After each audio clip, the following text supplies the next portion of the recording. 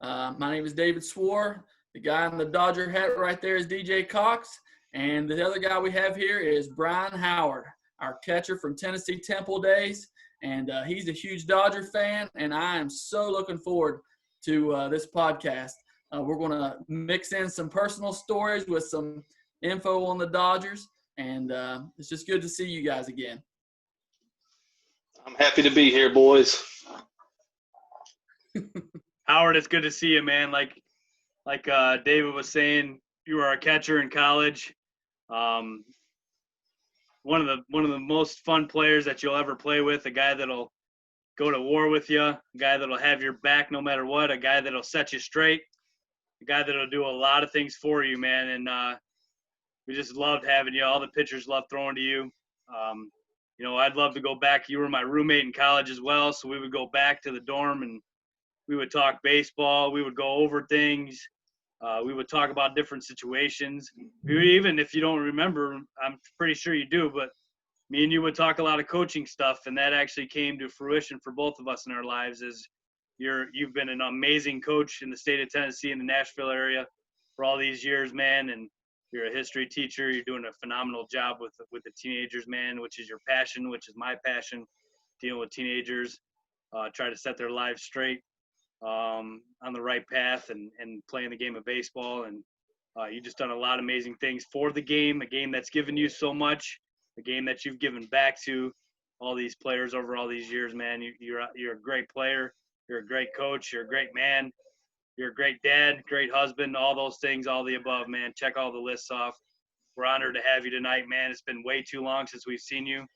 But it's just every time I see you, man, it feels like we just pick up right where we left off and we go, brother. So we're going to talk Dodgers with you. We're excited to have you on the show tonight, man. So Swor, get us going, buddy. Well, real quick, before we get into this, I got to bring up one thing, okay? So I'm a good old West Virginia boy. Howard, he's a good old Tennessee guy. And DJ, he comes from southern Canada, up north. And so my first spring break, we went to Panama City, Florida, came back. We had a couple days of spring break. We had to stay over. And so we got the pleasure, and I don't know if you remember this, Howard, of introducing DJ to snipe hunting. You remember that? I absolutely remember that, yes. Snipe hunting is a Southern tradition. That was one of my – yeah. We had DJ so talked up. We told him that it was on ESPN. I definitely remember that coming up, and he was out there with his snipe call. And we left him and Billy Garrick out there standing in the Chickamauga battlefield. Chickamauga battlefield, that's right. They had some plastic baggies. They had plastic. I'm a snipe. That was all about it. We gave DJ, perfect descriptions. Was there ever a second, DJ, where you – oh, yeah, absolutely. DJ, was there ever a moment where you were like, this can't be right? I mean, did you ever doubt it? Well, Howard had me going, man. He's out there making these calls, and I'm thinking to myself, I've got this pillowcase, and these dumb birds can't fly. You're telling me that they just walk on the ground, and I'm supposed to catch like 10 of these things in this battlefield? Which, we had just watched the movie The Sixth Sense, too. I don't even know if you remember that. And I'm not a scary movie guy. I freak out about everything. So we saw that. Then we go out to a haunted battlefield. I'm out there snipe hunting. And then Brian just takes off running. And I don't know what to do, man. I don't know what's going on.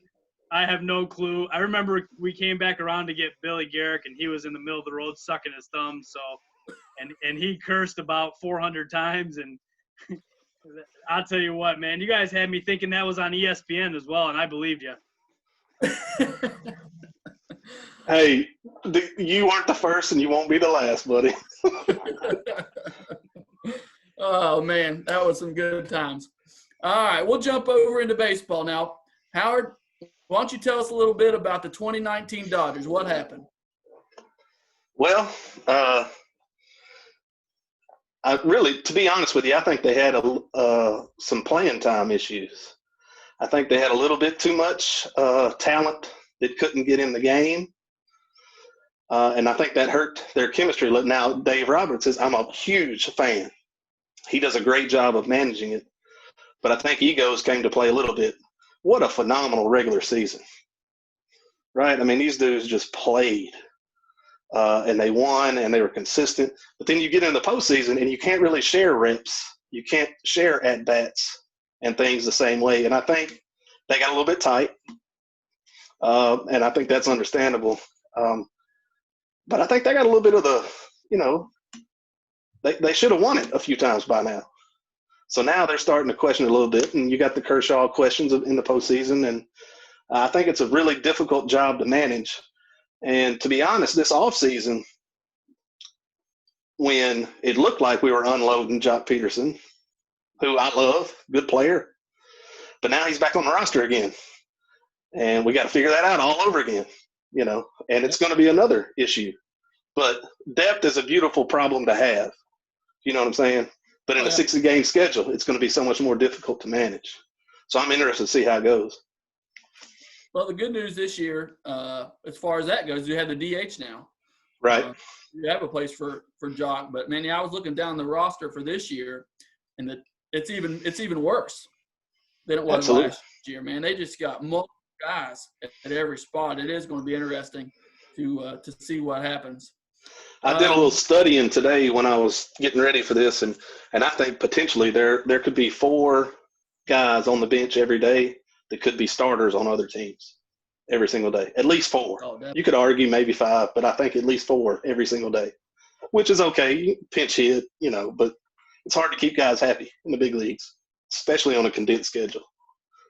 So I think it's going to be all about the manager and the what's going on inside the clubhouse this year. So do you think Roberts is kind of managing for his job a little bit here? I don't think so. Not this year. I don't think they would ever make a move after this year. To be honest with you, I think he's one of the best in the game with the way he manages it. But at some point, you got to give him a break. It's hard to keep that many guys happy. It's hard for me to keep that many guys happy in high school. I can't imagine in big leagues. But you got Kike, you got Jock, you got Chris Taylor. Good God, dude can play for a lot of people right now, and he's never been a starter. You got Justin Turner, whose defense is degrading, but he's a team leader. But the DH is going to help him some, but that's going to take at bats from other guys. You got 2 legitimate starters at catcher, I think, on the roster. So it's going to be tough. Yeah. So with all that in mind, who do you think were the key losses this year, free agency or trades or whatever? Obviously, Ryu first. I mean, dude shoved for 2 years, got overlooked terribly by the league. I think that dude was a monster. He's a 1A, 1B, whatever you want to call him, but he was a monster. So we're definitely going to miss that guy. Other than him, the one guy that I don't like on our roster is A.J. Pollock. I just don't see where he fits. And they gave him a whole lot of money. Yeah. And I don't understand. He hadn't produced, and he's hurt. Every 3 weeks he's hurt, Yeah. But really, other than Ryu, I'm okay with everybody they lost. Grand Isle, bye. You can't catch anyways. We got Will Smith is a young stud. I'm talking about dude's going to be good. So the rest of the guys, I think we're okay. I mean, I think Beatty is an up-and-coming guy who could start at a lot of places. Muncie's a guy that's going to have to sit some games that shouldn't be sitting some games. So I really like, other than Ryu, and I know our pitching depth is still great. I mean, you got Kershaw, you got Buehler, you got Price now. We're going to be okay. You know what I'm saying? I'm not a huge Julio Urias fan. He just had never put it together for me the way I think he should have. I really don't like our left-handed relief pitching at all. Mm-hmm. If we got to go up there with a lefty and get somebody out, we don't have a good answer.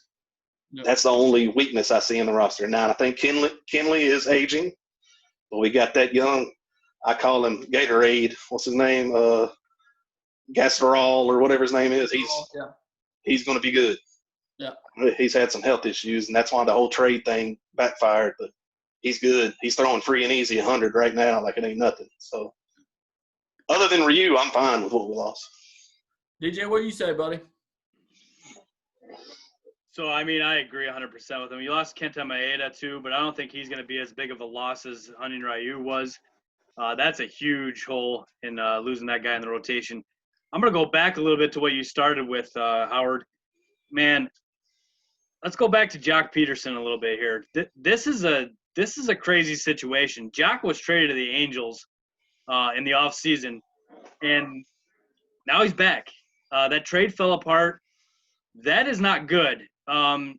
Obviously, we're not professionals, but think about it from the perspective of if your college were to say if they could trade in college and your college traded you to Montreat, North Carolina, and that deal fell apart, and you come back to Temple, and hey, coach, how you doing? You know, that's really, I mean, think about that and your teammates, and that's rough, man. And these guys are professionals, and it's even worse for those kind of guys when they're professionals. And I don't know how. I hope he gets over it. I hope he's over it because, man, is he a big part of this. And like Brian was saying, this guy might not even start.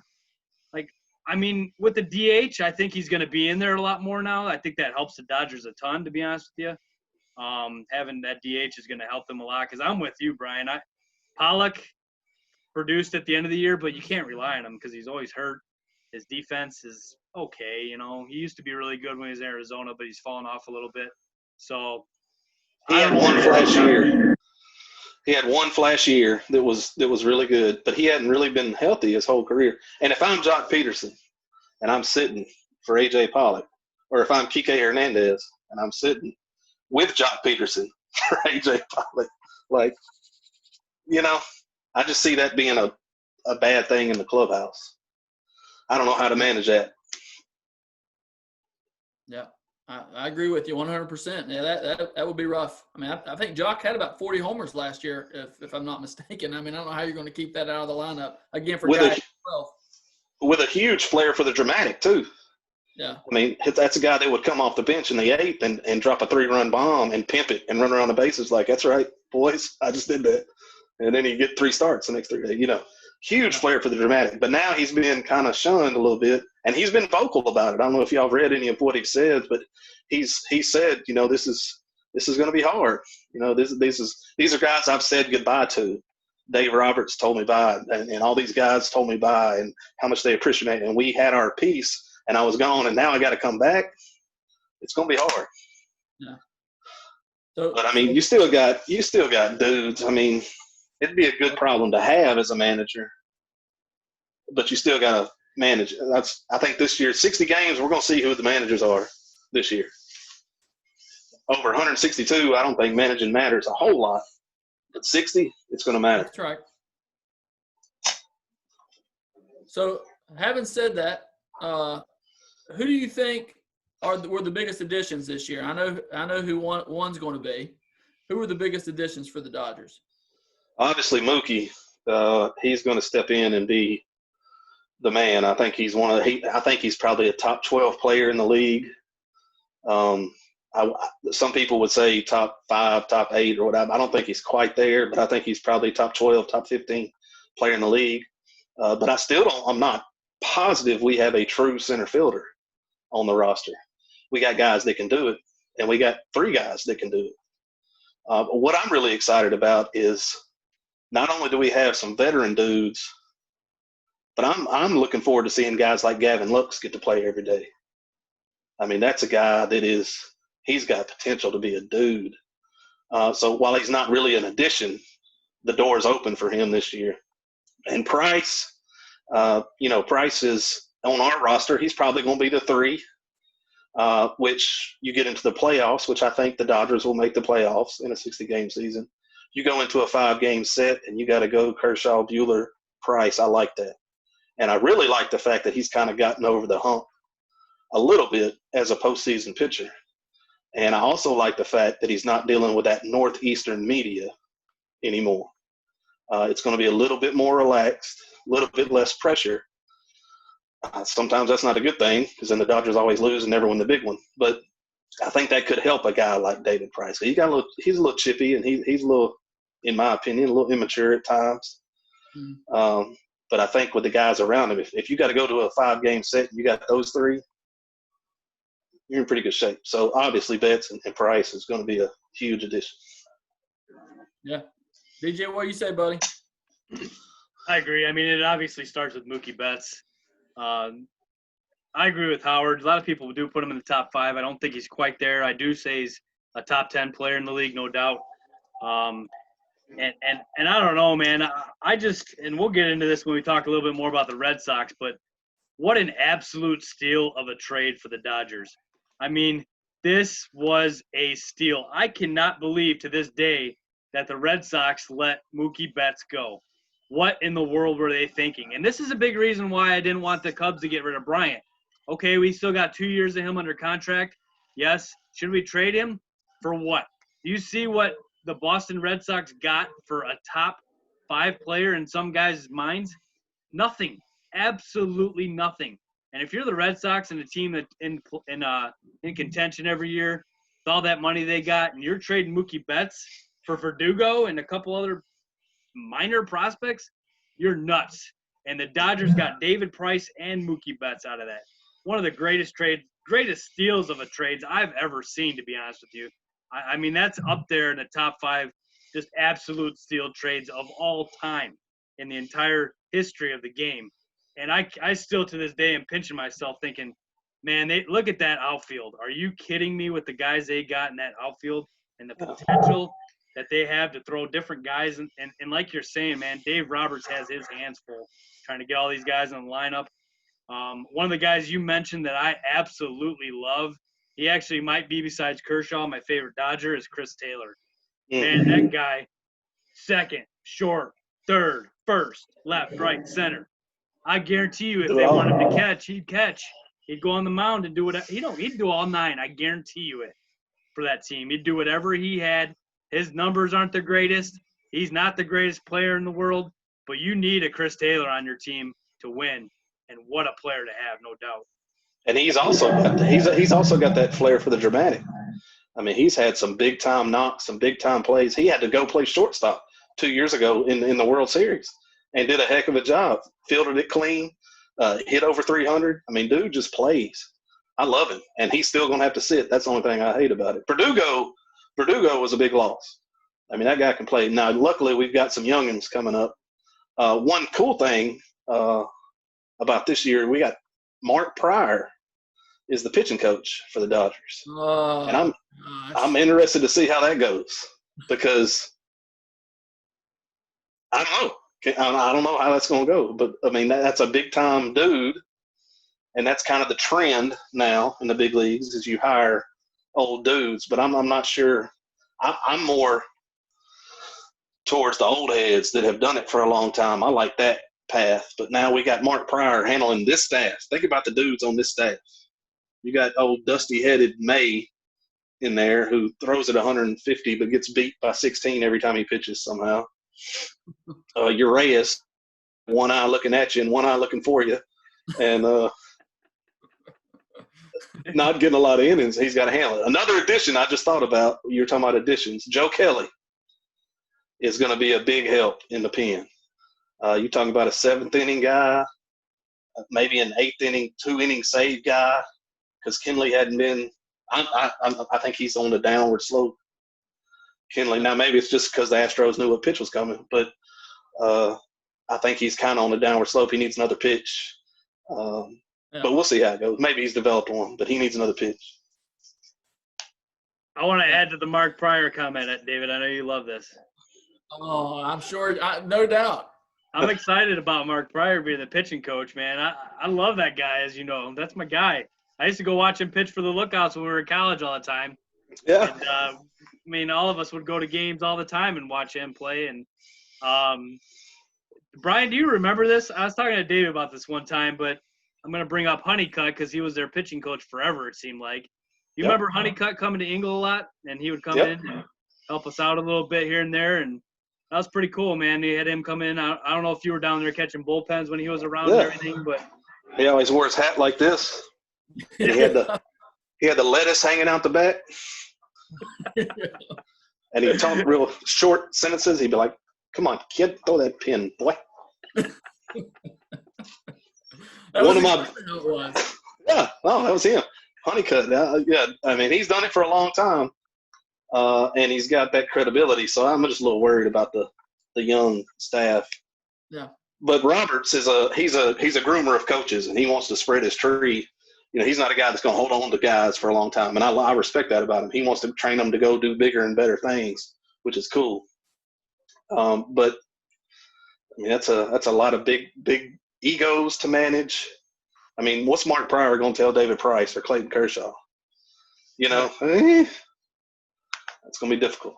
It's going to be interesting. So let's jump off of that and talk about the biggest weakness that the Dodgers are going to have this year. I think one is the left-handed arm out of the bullpen. I don't think they have a good answer when they need to get somebody out there. And I think managing the first base position and the second base position, because you got a guy like Muncy and a guy like Lux, Taylor, Kike, Cody can play there as well. So I think those two jobs, having to spread those around, and also managing a lineup. Now, Roberts is a guy that likes to change it up. You know, it's not going to be the same consistent lineup every single day. But when you're playing a 60-game season, can you get comfortable doing that? Can you get comfortable knowing where you're playing every day? Can you get comfortable not caring where you're playing every day? So I think the consistency at those two spots, and then obviously you got 5 dude outfielders that you got to figure out. Justin Turner was the one that worries me, because I think he is kind of the alpha male in the clubhouse, and I think he's earned that. But I also think he is coming down a little bit. He can still hit it. He can still be a productive DH, but I think it's time to turn the page on him as a defender. Last year's defensive numbers were way below average in the league.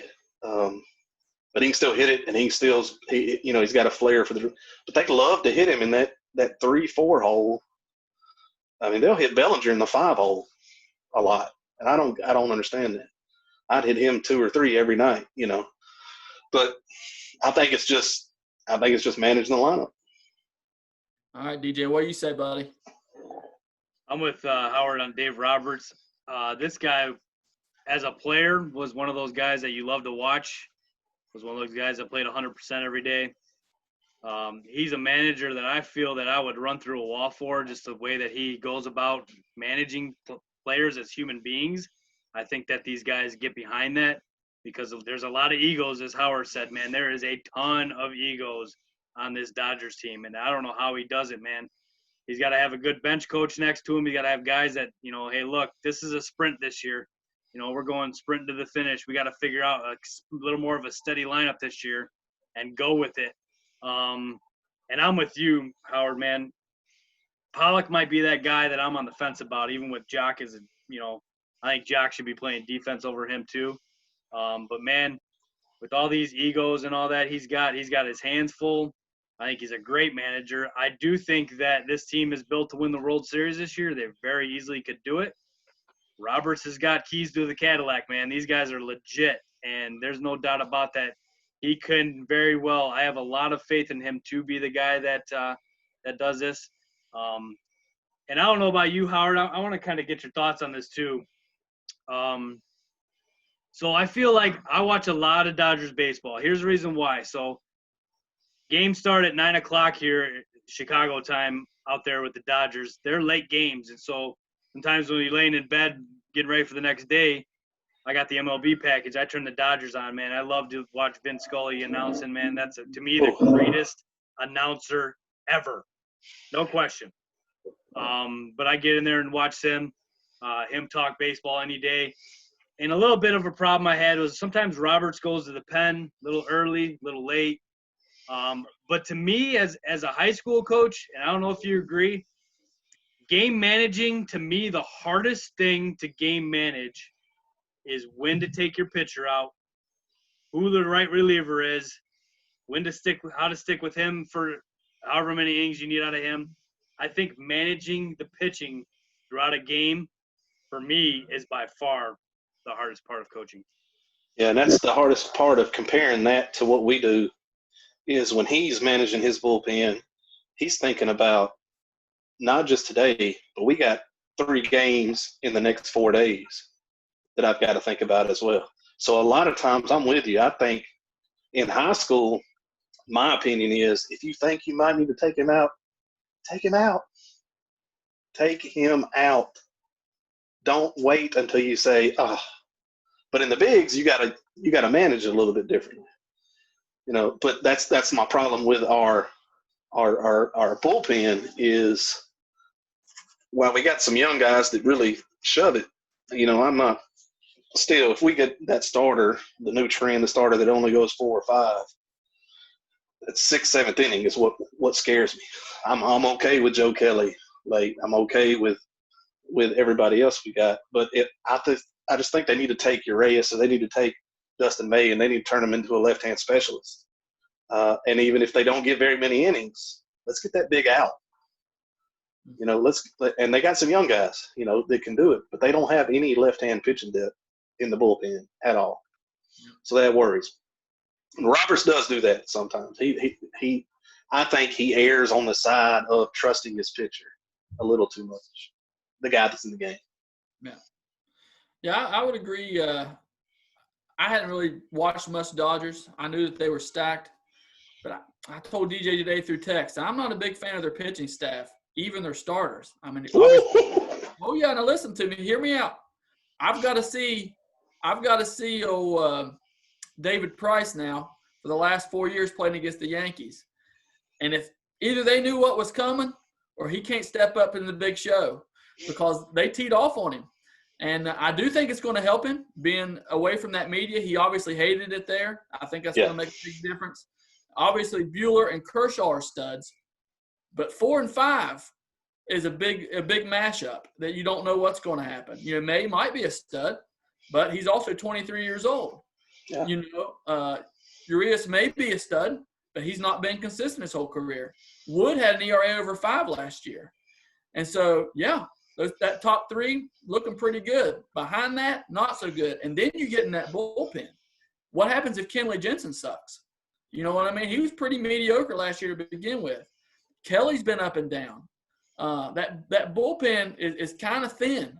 And so, I went from believing there's no way anybody's going to beat the Dodgers because their lineup is just amazing and they got 2 studs at the top to I'm not so sure, that some of these other teams don't have a chance. But the rest of the team obviously is strong. It's got to be the pitching. It's got to be the weak point.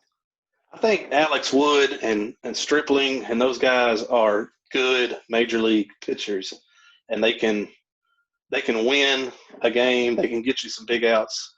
But outside of those top 3, I do worry. Didn't they add Baez too? Dennis Baez? Yeah. Yeah, they got him too. Is he? Where's he at in his career?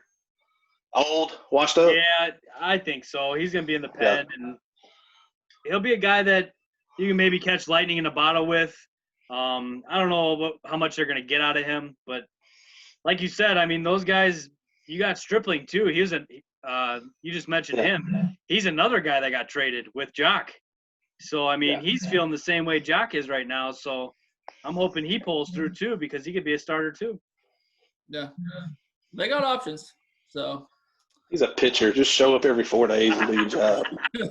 Come on, man. All right, let's jump from that and talk about the biggest strength. I mean, we probably don't need to talk too much about this, but DJ, give us the biggest strength. So, man, this lineup is just absolutely loaded. Okay, 1 through 8. Well, actually 1 through 9 now. Forget that. I keep forgetting the DHs in the National League. That's throwing me. But 1 through 9 now, stacked. All those guys. And Howard already said this, and I agree 100%. There's 4 guys on that bench that start for other teams. I guarantee you that. So you've got 13 legitimate starters on offense and some prospect guys. They are absolutely loaded. And, if some of these starters struggle a little bit, they can out-hit other teams, man. They can do it. They can score 8 runs like that. I've seen him do it many, many times. This team had so many walk-off dramatic hits last year. Another guy that we lost on the team was Russell Martin, and I know Howard is a big fan of Russell Martin, and that guy came up, I think, 2 walk-off hits himself. They used a 3-headed monster at catcher a lot of last year, and I don't think they'll do that this year. It'll be more of a 2-headed guy, but this offense is just absolutely loaded and by far their biggest strength. Yeah. What do you say, Howard? Yeah, I think it's definitely the offense. I mean, it's not – they should score every night. Here's the one – I know we're talking about strengths, but the one guy that that has to step up and has to contribute to that offense this year is Seager. He's a guy that's kind of taking a little dip, and he's a guy we're counting on and paying a whole lot of money to. And he's a guy we don't have a great answer for every day behind him. Kike could play it, Chris Taylor could play it, but I'm not sure they're everyday guys. So if he is the guy we thought he was when we gave him all that money, look out. Now, he hadn't been that guy for about a year and a half, but if he comes on and starts to contribute, I mean, there's not a guy in that offensive lineup that's really a defensive liability other than Turner and Beatty when he's in the game. Muncy, when he's at second, is a little bit of a liability. I think he's better at first or DHing, but none of them are really defensive liabilities. So, I mean, obviously the offense is a huge strength of this team. Yeah, I'll second or third that, however you want to say it. Yeah, that offense is unbelievable, super deep. I can't disagree there at all. So, what are some position battles, Howard, to watch out for? Who's fighting for a job? I think it's catcher first. I think both of those guys want to start. I think Barnes wants to start. I think Smith wants to start, and I think they're both really good, and they both earned an opportunity. So I think catcher first, and then I think that third outfield spot. I don't know. I mean, obviously Cody is going to play every single day. I think Mookie is going to play every single day, and then I don't know who's going to play. And I don't know if there's going to be a guy that plays every single day. So I think outfield, and then I think the catcher is the big one. Now, they're probably going to share it, but I'm not sure if they're going to do a 2/3, 1/3, or a 50-50 thing. I think the Dodgers would like it to be Will Smith wins it, and the other guy contributes. But other than that, at third base, I think they got options with a whole lot of guys. Shortstop is Seegers, and nobody's really competing for that one. First and second, they got 15 different guys that can play there. But I think the outfield, the third outfielder, and the starting catcher. So with that catching situation, is one of them more of a defensive guy? Because I noticed Smith had a whole lot more home runs than Barnes did, obviously. So is Barnes more of the defensive guy? Well, that's kind of the way he came up. And that's kind of the way he made his hay as a defensive guy. But then he started swinging it, and he started swinging it pretty well there 2 years ago. But now Smith has come up, and they thought he was going to be a late bloomer, and he was kind of marketed as a defensive guy. But dude can rake. I mean, if you miss with a fastball, he's going to hit it. Neither one of them look like much. You pass them in the mall, wouldn't know who they were. But I think Smith hits it a little bit better. I think they both catch it and pick it and throw it as good as anybody. So I think that'll be – I hope they get along, and I hope they can handle it. But that's going to be a heck of a battle. Yeah. DJ, position battles to watch. I'm going to go – I agree with both of those, so I'm going to talk a little bit different here. But I think the fifth starter is the guy that we kind of got to figure out a little bit here too. That's another position battle that Dustin May came up. As you know, it seems like a lot of the Dodgers young guys came up, and in their first week, they were just absolutely on fire. It was crazy to watch. Somebody go from the minors, get called up. Gavin did it. Dustin did it. These guys just came up and were instant success factors for this team last year.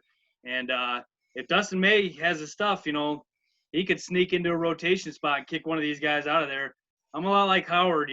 Julio, it's time to shine, man. Either you're going to put up or it's time to go, man. I think this is really the year for him to either do it or go, because the Dodgers are in a different position than other teams. They're not like the Pittsburgh Pirates or anything like that. This is a win-now team every year. And if you ain't producing in 3 or 4 years that you're there, you're out. And so there's some battles definitely going on in that as well with the rotation. So it'll be interesting to see how he pencils in a 5-man lineup and he go from there. So that's the one I think. And Howard, I want to add something too. You were talking about the catchers, which obviously you should talk about catchers. You're the man back there. We brought up a story. I think we were in Alabama, am I right, Swor, when we were talking about this the other day, and JP was in center and Donnie was in right, and Shelton was in left. This was before I was a starter, so it's one of your first years there. And these guys were hosing to you. They had about 7 outfield assists, and you took all of them at home plate. And I believe you got ran over 7 times, if I'm not mistaken. And so we want to talk a little bit about that, or did we lose him? Uh-oh, we think we lost him. Bailed. Yeah. He Man, froze on me. PTSD. Yeah. He froze on us, and then he was gone. So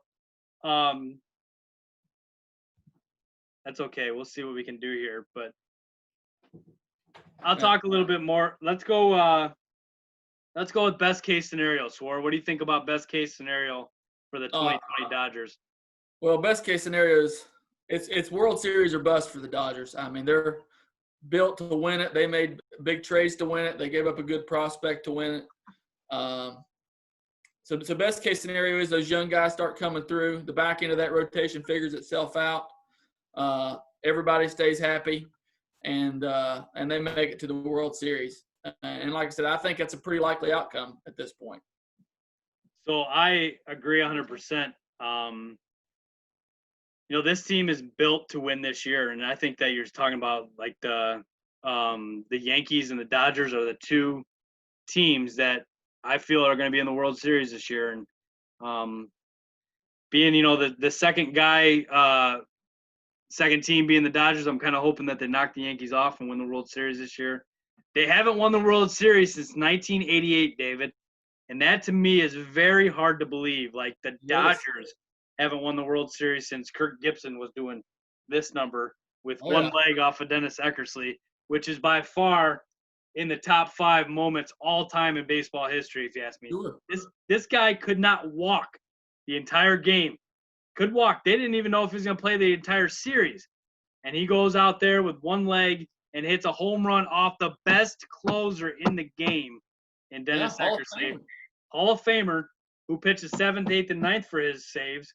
But that's something that was just absolutely unbelievable, and there's a big reason why I was a big fan of the Dodgers growing up is the Kirk Gibson story. We got you back, Howard. Are you there, buddy? Uh-oh. There you go. You there?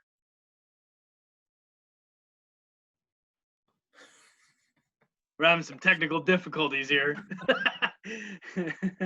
No, but I really think it's World Series or bust, David. I really do. Like, I mean, this team in a 60-game season with all this talent, they're the favorite. Like Shelton was saying on our last show, it's the Dodgers and everybody else in the National League. And so if they can't do it, I don't know how. Tell him he's muted. I don't know who else would do it. So Right. Well, go back to your story. You know, my favorite part of that Kirk Gibson home run is when Lasorda comes running out of the dugout, man. The look on his face, he looks like he's the little league manager whose kid just hit the game-winning home run or whatever, man. I love that part of that scene there. So, Tommy running up there like woo, a big old gut and glory, and it's just unbelievable, man, to see those guys back in the day there, and pretty awesome stuff. Howard, are you back, buddy? I think I'm back. I don't know what happened, but You're there. All right, that's okay. I was talking, so when we lost you, I was talking about, I believe we were in Alabama, if I'm not mistaken. I cannot remember the school. Swor, do you remember what school we were talking about with all these assists that we had from the outfield? Yeah, it's a private school. I looked them up the other, Huntington. Oh. Okay, yeah. Here we go. So we're in Huntington, right? And this is the year before I was a starter. This is JP in center. This is Shelton in left and Donnie in right. And those guys had 7 outfield assists to you because that third base coach was doing this all game long. And those guys hosed every single one of them. and Shelton threw one up the line that absolutely knocked you out. And you want to tell that story a little bit about for us? Yeah, so the way I remember it is it was kind of a heated game too.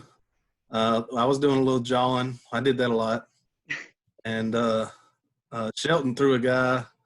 Shelton had a little bit of arm side run when he threw from left field. So it was kind of, outside the foul line a little bit. And back in those days, you could make contact if the catcher was in the, running lane. And dude absolutely cleaned me up. I'm talking about absolutely cleaned me up. And I don't remember much until I got to the dugout. And I was in the dugout and I was starting to get my bearings straight. Apparently he was out. And I was trying to get my bearings straight, and everybody was hype, a lot of yelling and screaming going on. And I was in the dugout, probably concussed, I'm sure.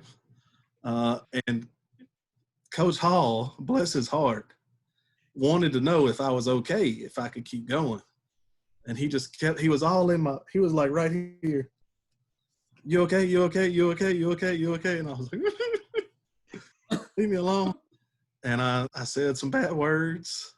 And he said, what's wrong with you, Howard? And I said, dude just knocked the out of me. Coach, leave me alone. And he was like, oh, how he does. I decided water under the bridge. Yeah. I decided I was all right. And my loving roommate, Morgan, the next inning was on second. And somebody knocked him in, and he goes running in there trying to get revenge. And Huntington had a catcher that was built like a brick shit house. Dude was big and yoked up, and Morgan left his feet like a dolphin jumping out of the ocean and hit dude right in the temple and just cleaned him up and got thrown out of the game. Absolutely cleaned him up, knocked him all the way to the backstop. He was called out and ejected for malicious contact. But I appreciated it. But we threw a lot of it. But that dude rocked my world. And Howard, wow. Howard, how many concussions have you had in your life? My wife talk about this sometimes, but I'd say low end a dozen. Wow. Definitely low end. You got 3 or 4 from fights, 3 or 4 from football, 3 or 4 from baseball. Couple from car crashes. I'll be walking around in a few years. I've had a few. That's unbelievable, man. I don't know if I've ever been officially diagnosed with one. I've probably had 2 or 3, to be honest with you, but I can't imagine the life of a catcher, especially back in the days when you can truck. How many of you guys had so many concussions that were just overlooked? And just like you said, can you go back in? Yeah, I'm good, and you go back in. Nowadays, if you even look at the trainer wrong, you're out, and you're done for a year basically. So it's definitely changed. I don't hold no ill will for stuff like that. We didn't know no better back then, Right. I thought I was good, so I said I was good. It wasn't like they were doing anything wrong to me. They were taking advantage of me at all. I took one up at Charleston my first year at Temple. We were playing somebody at Charleston High School, and Shelton was in center, and he threw from center field, and craziest thing, dude was going to be out by a mile, and the ball hit the backside of the rubber on the pitcher's mound, and it went way up in the air. It stayed on line, went way up in the air, and dude cleaned me up, absolutely knocked my head off. And the next thing I remember, I was on the backstop, and there was a big ruckus, like everybody was fighting, pushing, and shoving. And we had a guy, I don't think y'all were there yet. That was a year before y'all got there. Everybody's pushing and shoving, and I finally came to and realized what was going on. So I started pushing and shoving, and the umpire's in the middle of it. And we had a pitcher named Chris Davis. We called him Mouse. And the umpire's like, where's the ball? Where's the ball? And Mouse put the ball in my glove, and I was like, here it is. And he was like, out. We got an out call out of it. That's awesome. Distinctively Christian right there, guys. He was from Meigs County. Mouse Davis. That's awesome. I remember that. I remember that. Well, I was a red shirt that year, so I didn't get to go to all the games, but I do remember that. I was red shirting that year. Mouse Davis, man, that's another guy. Holy cow, play some shortstop. Ball player, man. Yep. That was back when Toby was out there too. Toby was our left fielder too. So Toby Hedrick, he threw one. He tried to throw a dude out from left field at Ingle Stadium at first base. Yeah. He threw it in the second tier of the bleachers. There wasn't but like 12 people there. Like clings around up there for 10 minutes, and everybody out there, and Toby goes, "My bad."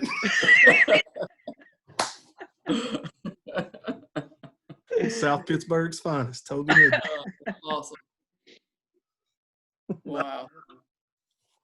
Well, I guess we should probably jump back into the Dodgers here.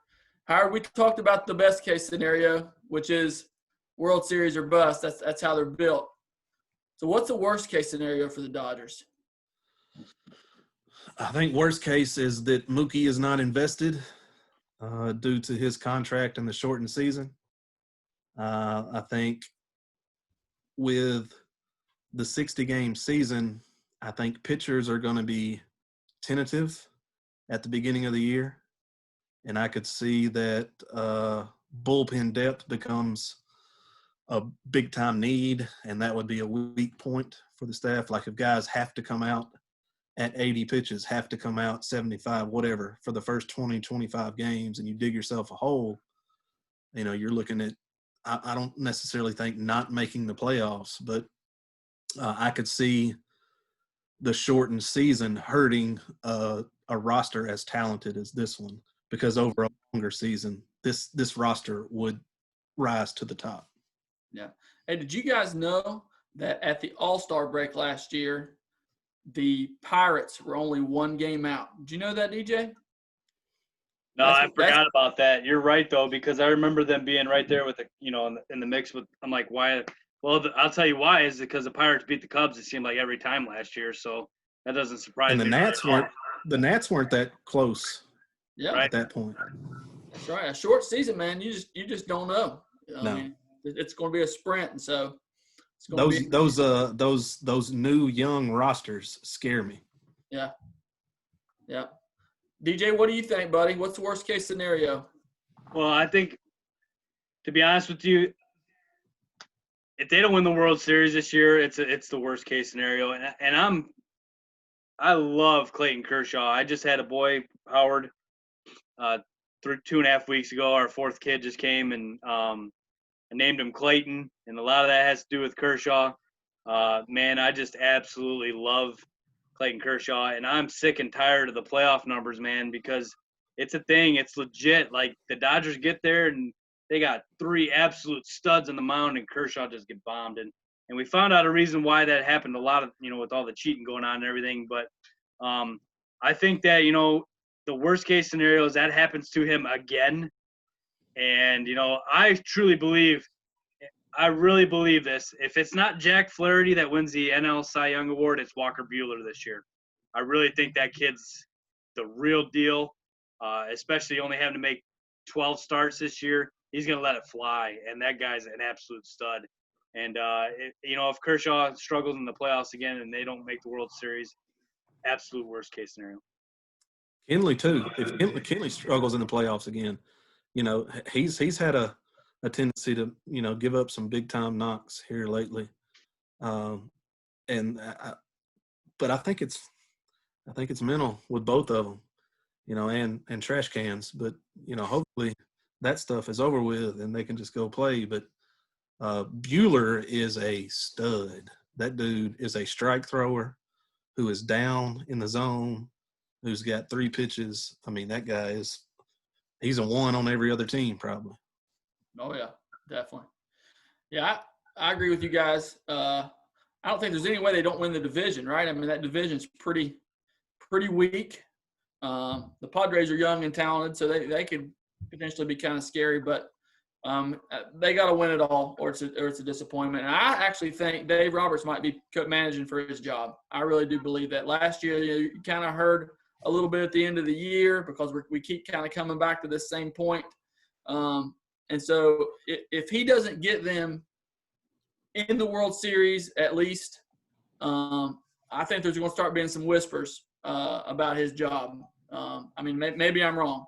But, you know, as a Yankee fan, it's high stakes, man. Yankees got rid of Joe Torre. That's when we lost you, Howard. That's right. One of the best managers ever. Then we had Joe Girardi, who managed through some lean times and kept him in the playoffs. And then he's out. And I think the Dodgers are going to be kind of in the same situation, man. People expect to win. And so I think the pressure is going to be on him a little bit. All right, just wrapping it up. This is kind of going to be back to the same question. But where do you expect him to finish? I think the Dodgers this year have to make the World Series. But if they can't win the World Series, I worry about next year. I worry about going forward. I think they can make it. I think they can win it. But with their roster and with the money going forward, it's not going to be this plentiful for maybe one more year, but not very much longer. They've got to win one. They may have already missed that's what scares me as a Dodger fan. They might have already missed their window. As scary as that is, the last 3 years might have been their window. What if Kershaw's coming down? You know, what if those guys, what if Beatty was a flash in the pan? What if Muncy was a flash in the pan like everybody thought he was? What if Bellinger, they figure out how to get him out? You know, that's what scares me is they may have already missed their window. So it's winter or nothing this year for me. Right. DJ, you agree with that, buddy? Yeah, 100%. Like I said, I've been watching a lot of Dodgers baseball recently, and I think you were gone when we were talking about this, Howard, but, I mean, how have the Dodgers not won the World Series since 1988? It blows my mind. I was 8 years old. You were probably 9, Howard. I mean, that's crazy to me to think that, you know, since we were kids, the Dodgers have not won the World Series, and it's got to happen, man. This team is way too talented. It's World Series or bust for me, and I don't know if there's any other possible scenario for that. So I want to give the trivia. I don't know if you brought any tonight, David, but you did? No? Okay. So I've got one for Howard. I've got one for Swor, okay?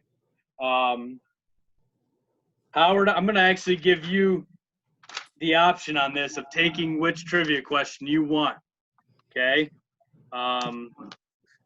Do you want the top 10 all-time home run hitters in Dodgers history? Oh, God. Just became a Dodger fan not too long ago. Or do you want a question about which pitcher is the all-time leader in wins? Just one. Which one do you want? All-time in wins. It's something weird, or you wouldn't be asking it. The Hall of Famer. I'll give you that. So you can pick which one of those two questions you want to answer. If you pick the 10 home run guys, you got a minute to get as many as you can. And then Swor goes against me? Nope. Oh, he gets the other question. all-time leader in wins, I think is what It is.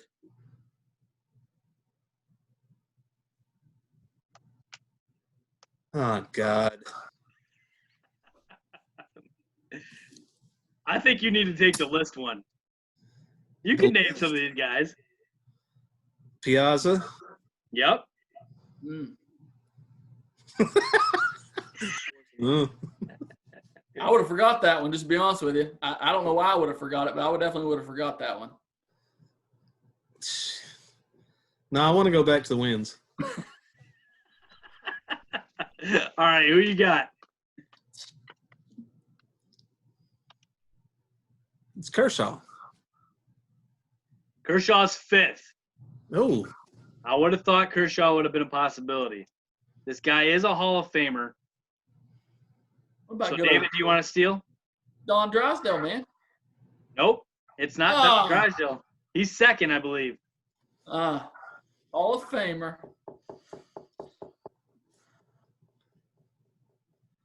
It ain't Koufax because he wasn't around long enough, I don't think. Not him either. You're right. No. He's got curly hair. And if I'm not mistaken, he used to do some Braves baseball like as an announcer. I could be wrong about that. Don Sutton. There you Don go. Sutton. There you go. Oh, yeah. I wouldn't have got Really? that. He's the all-time wins leader. You believe that? How many? I believe it's 233. Wow. Wow. I never would have got that. But I wouldn't have got more than a couple of hitters either. You want to try that one, David? And I'm gonna bomb that one because I would have missed Piazza. No joke. Like I would have totally missed that. So, let me think here. Kirk Gibson. He's not on that list. Darryl No. Star- he wasn't around long enough to be on that list. Hold on, I'm thinking here. What about Are we going all the way back to Brooklyn days? Yep. Okay. Is Jackie Robinson on that list? I know he wasn't a big prolific home run hitter. No. Oh, I'm bombing this then. Roy Campanella. Yeah. He's on the list. Yeah. All right. Catcher. How many would you have got, DJ? 6, 7, maybe. No, what? Yeah. Dude. Okay, listen. Listen to the names, and you tell me when they start popping into your head. You'll be like, okay, you're right. Duke Snyder, Yeah. number 1. Gil Hodges, Eric Karros, Roy Campanella, Ron Say. Is Matt Steve Kemp on Garvey. the list? Yep. Is he? Matt Kemp. That's the Carl one guy. Furillo. I would have not got Carl Furillo. I'll give you that. I would have probably got 7. Mike Piazza and Pedro Guerrero. Pedro. See, I jumped into the Dodgers a little bit late, so I don't really know their history as well as I probably should. But Yeah. Kemp was the guy when I first jumped on. But I didn't think maybe he would be, as long as their history is, I didn't think, he would make that list. But I should have got Duke Snyder. I wouldn't have got the rest of them. So now let's shift to the stadium. Howard, I want to ask you this first. Have you ever been to Dodger Stadium, and talk a little bit about it? I have never been to Chavez Ravine. My cousin, Brad Hilliard, lives in Oregon. He goes every year, and he sends me videos, and he says it's the most beautiful place on earth because when you get there, the view at the top of the stadium looking out over the ravine is phenomenal, and it's on my bucket list, and I want to go, but I have never been. Swor? No, never been either. It's definitely, any baseball fan, that's got to be, on your top 5, and it's definitely on mine as well, but I've never been. So I got the privilege 2 years ago to go out there. The first guy I texted was you, Howard, saying, hey, I'm here, man. This is unbelievable. We sat in the center field bleachers, and if you guys ever go, I love sitting in the bleachers. Obviously, since I'm an outfielder, I love that view. But if you go there and you take your family, man, they've got a section there where you get all you can eat nachos, Dodger dogs, pop, water, whatever you want, like that kind of stuff. I think there was like a side too that goes with it, but all you can eat, and it comes with your ticket, so all the food is free. And those fans, man, they're a riot. It's a lot of fun. But that to me, and as you know, Wrigley Field's the Mecca. Okay, but after that, I've been to a lot of them so far. Get out of here. Dodger Stadium, man, it's awesome. I loved every second of it. You got to go. It's unbelievable. Everything you hear about it is true. The views, the fact that it takes you an hour to get out of the parking lot. The Dodger dogs are awesome. It's just a great atmosphere. They don't show up to the 3rd or 4th inning. Great baseball, obviously. Just the whole thing was awesome to take in. I'm glad I got to experience it. Definitely you guys' bucket list. You got to get out there to LA, no doubt. Yeah, I got to get out there. I've learned 2 things about Dodger Stadium. One is you don't talk smack as a visiting team on the way out of the stadium. Yeah, no doubt. And 2, I don't even know what a pop is, and apparently you get them free. Hi. A top? Hi. Everything's Coke, right? Is that what it is? That's right. Get a Coke. Oh, whatever, man. So I got one more for you here. I got one more thing. So we always try to do a segment, and it took us about an hour to get through this one. This one will not take long, but we did the Braves last week, and man, we about 30 of our former teammates were Braves fans, so it took us a while. Can you guys think of the one guy that we brought in, and he only lasted for fall ball, so this kind of throws it hard, makes it harder since he didn't actually play in the spring with us, the real season. But we brought in a kid from LA, and Coach Hall was all high on this kid, and he was brought in, and we were like, Coach, where'd you get this guy? And he goes, his pastor said he's really good. Yeah, I remember this. And we brought him in, and he didn't last, but do you guys remember the guy's name? He was a Hispanic guy, and he was good. I can't think of his name. Howard, do you remember? Hispanic guy? You were definitely there. Yeah. Not ringing a bell. Which hitter, if I remember right. Yeah, he was, and he was a left-handed pitcher too. So maybe you caught him some, Howard. This is fall ball, man. It's hard to remember guys we didn't actually go to war with in the spring, but it's the only guy I could think of, so I had to bring him up. I mean, he wasn't really a true teammate because he didn't play the actual season with us, but he actually was pretty good, and he just didn't last. He got too homesick, and he was out of there, and pretty quick. So Fernando Velasquez. Oh, yeah. I remember Fernando, yeah. Yep. He And he was a Dodger fan, too, because he was from had a lot of LA. arms. So Yeah. he was definitely the only Dodger fan I know of that came through there for sure. He was no Jeff Buznitz, but he was pretty good. No doubt. So I don't know, guys. What do you think? David, you got anything to add? Howard, anything before we sign off here on any of this? Dodgers World Series champs. Book it. I think the Yankees are going to have something to say about that, Howard. I don't know. Well, man, it was really awesome getting to see you again. Like I said, the last time for me, I guess whenever that alumni game was, 2010, 11, somewhere in there probably. But man, it was really awesome getting to see you again. A lot of good times riding around in the van. I didn't get a ride on the van my freshman year. I was stuck with the dorks in the other van. I'm still bitter about that. That came up in the last episode even. But anyway, hey Howard, were you on the van? You were on the van when we picked up the hitchhiker. Do you remember that? Still one of my favorite memories. I'll never forget Coach Hall completely losing it when we got to the field. Do y'all remember that? He told us we could have got shot. I mean, he was fired up. But anyway, a lot of good times. No doubt, man. Those van trips, I don't know how it happened. I was an approved driver for 2 years. Somehow. Oh, great times, man. I miss you boys. It's so good to see you. Yeah, you too, buddy.